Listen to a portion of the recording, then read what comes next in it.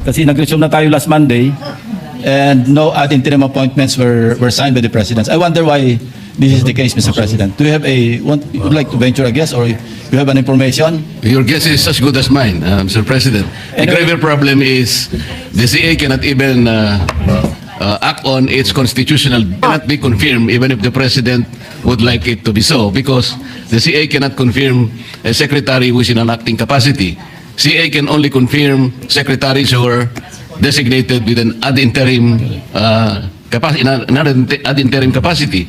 So we will be facing a dilemma, Mr. President, that whether Malacanang would submit their names, but these are all in acting capacity, I don't think the CA can act on them because they are not in ad interim capacity, yes. Mr. President. Huli, malinaw ang pinapanawagan ng sambayan ng Pilipino. Hindi sapat ang pansamantalang pamumuno sa mga ensyang may hawak ng buhay, kabuhayan at kaligtasan ng ating mga mamamayan.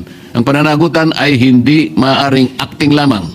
Dapat ito'y ganap, malinaw at matatag. Sapagkat sa likod ng bawat pansamantalang desisyon at iniiwasang pananagutan, naroroon ang sambayan ng patuloy na nagdurusa tumihiling ng buong pananagutan mula sa kanilang pamahalaan. Let's place that on record so that the public is watching.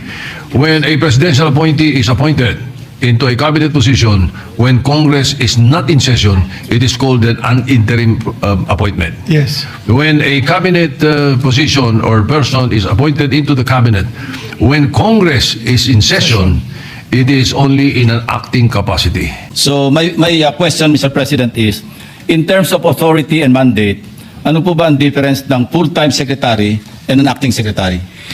Mr. President, pareho lang po yung kanilang gawain, pareho lang ang kanilang pananagutan, ngunit ang pinag-uusapan po yung pagiging opisyal sana, hindi magiging temporary, hindi acting salang gawain po sana ay palaging nakasalig po sa kagustuhan ng ating saligang batas. Kaya po nangangamba po ang representasyon nito kung puro acting po, lalabas po silang overacting lahat pagdating ng araw, Mr. President. In other words, a full-time secretary can perform some long-term policy planning and direction, while an acting secretary, since temporary, short-term lang yung kanyang policy. Yes, Mr. May President. I interject? As far as I recall, an acting secretary may not appoint anyone in his cabinet.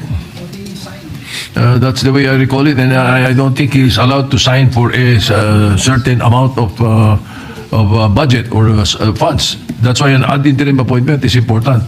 That's how I recall it. I can stand corrected later on. I think that is correct, Your Honor, Mr. President. There is some kind of limitation when a secretary has been appointed in an acting capacity. There are several conditions that attach to it, and sometimes he cannot perform some of the things that are within his jurisdiction. That's why, Mr. President, I'm wondering why Malacanang has not issued ad interim appointments, because as mentioned by the distinguished gentleman from Tarlac, marami to, DOTR, DPWH, Executive Secretary, Department of Environment and Natural Resources, Department of Budget and acting lang talaga siya na parang OIC na si Jose Toledo because career. Secretary of Finance, at least 7, PCO, at least 7 cabinet secretaries are in acting capacity. So I wonder why Malacanang, in spite of, I've reminded even acting Secretary Vida during the last Blue Ribbon hearing. I approached him, you better remind Secretary Recto about our conversation that you should be given ad interim appointments because we'll be resuming session on Monday. I remember telling him that.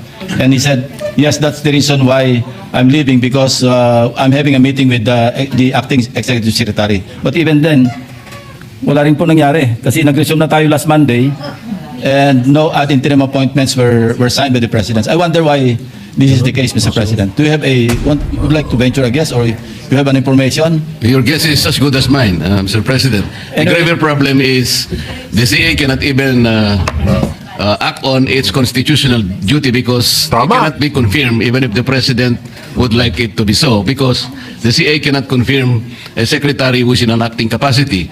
CA can only confirm secretaries who are designated with an ad interim capacity. So we will be facing a dilemma, Mr. President, that in ad interim capacity, Yes. Mr. President.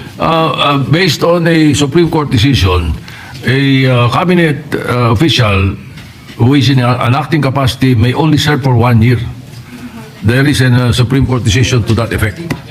And then what would happen would be circumvention if they are appointed again in an acting capacity and avoiding the commission on appointments. Now, may we know how many? I hate interpolating from the chair, no, but in as much as you are discussing it already, may we know how many cabinet officials are now in an acting capacity? As I mentioned, Mr. President, at least 8. What about the DENR? Also, the DNR is included, Mr. President. I guess he will be the victim of the three-strike policy that the CA has Because he was already... bypassed twice. Nakadalawa na kasi, Mr. President. Yes, so he was bypassed twice. The second bypass was in December. All right. Now, was he appointed after No. that? He should have been appointed in ad interim capacity. So what is before? there is no secretary of the DNR right now. Is that correct?